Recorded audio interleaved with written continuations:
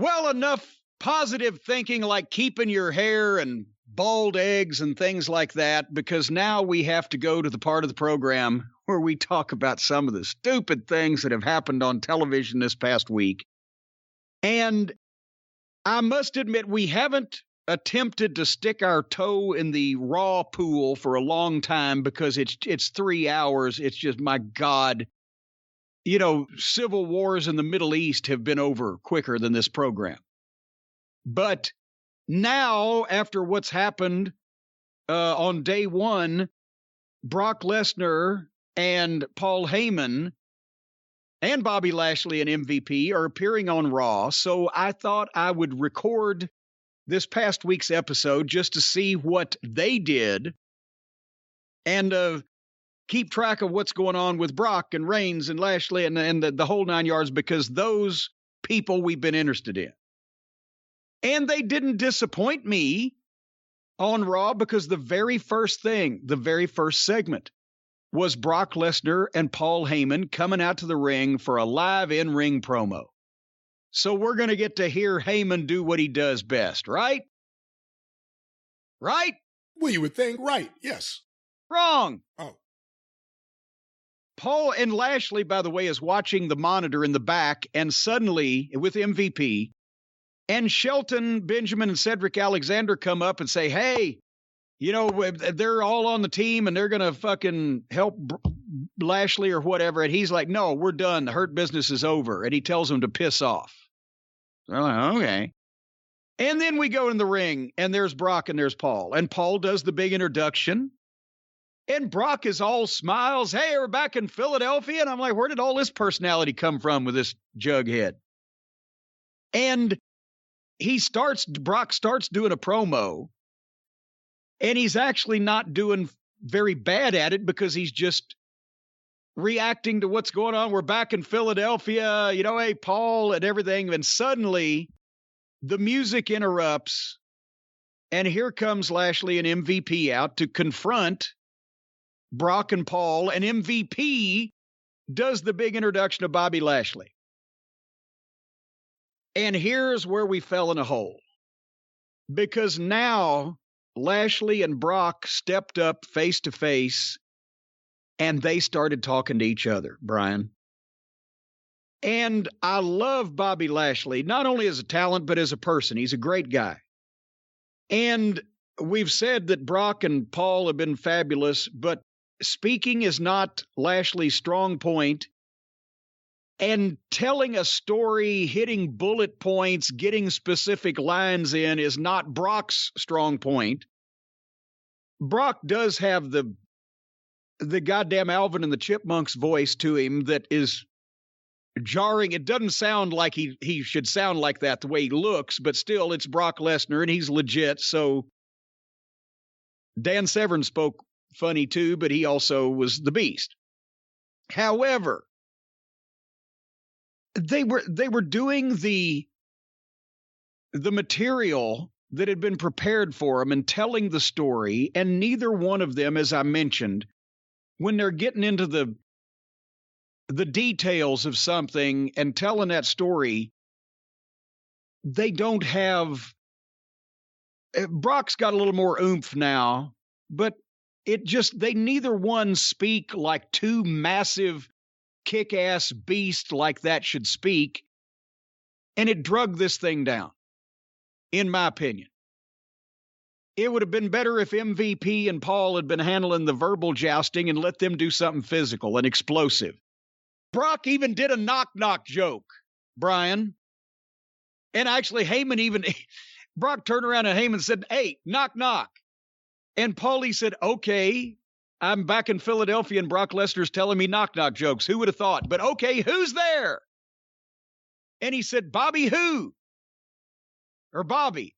Bobby who? Exactly. See, it was funny when I did it too.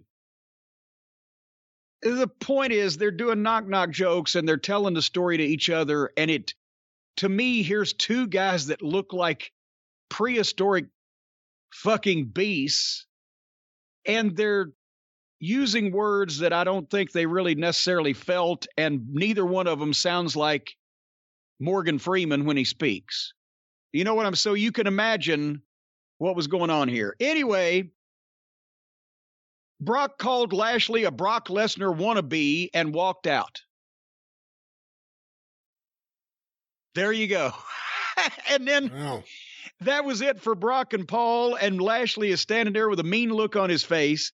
And here comes Cedric Alexander and Shelton Benjamin to attack Lashley, and he kills both of them and leaves them laying.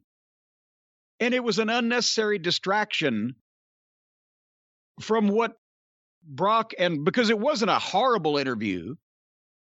So what Brock and Lashley had just said to each other would register, except then Lashley beat the other two guys up and just left them laying and buried them for no reason because it was out of place there and it was a distraction just because Brock verbally blew Lashley off and Lashley got no comeback. I guess they figured, well, we'll make sure that Lashley looks like a badass, but it was a distraction. They could have kept them back for when Lashley needed to lose.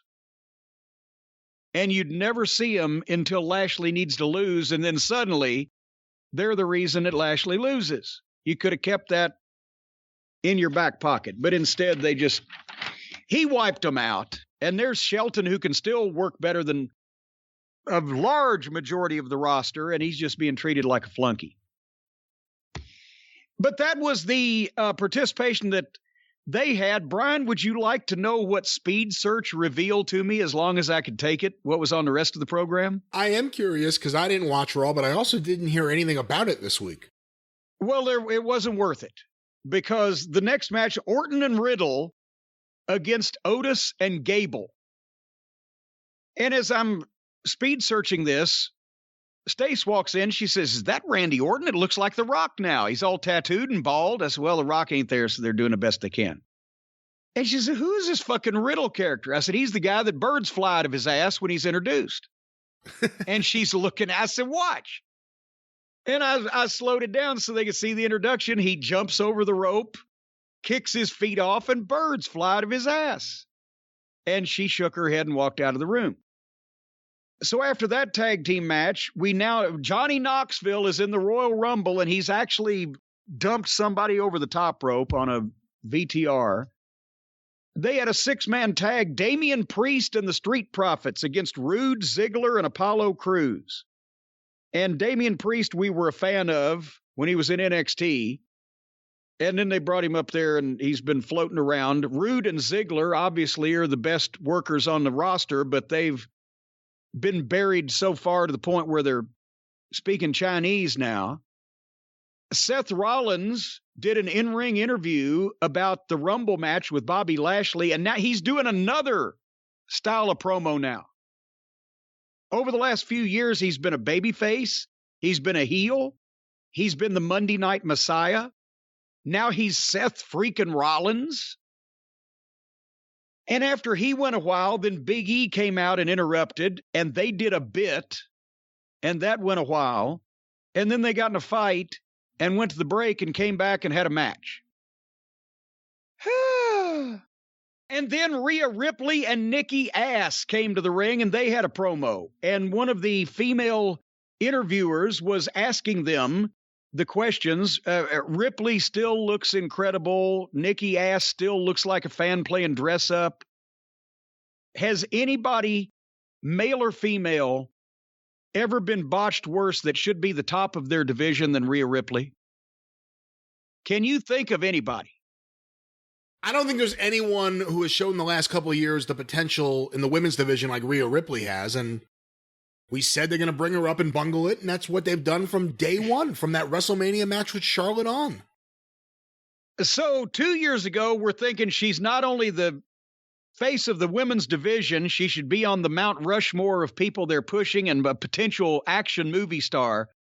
Now she's partners with a kid that's a foot shorter, 50 pounds heavier, looks like a fan playing dress up. And as they're doing the interview, we're finding out they're not getting along, Brian. They're grumpy with each other. And they then told the announcer to leave, and each took 2 microphones and stood apart from each other. And they did one of the most dramatic readings of scripted friendship breakups that you've ever seen where they were pouring their hearts out to each other with absolutely no fucking acting ability whatsoever because this material was so horrible. And then at the end, Nikki Ass pleaded her case of how she's been there for Rhea all along.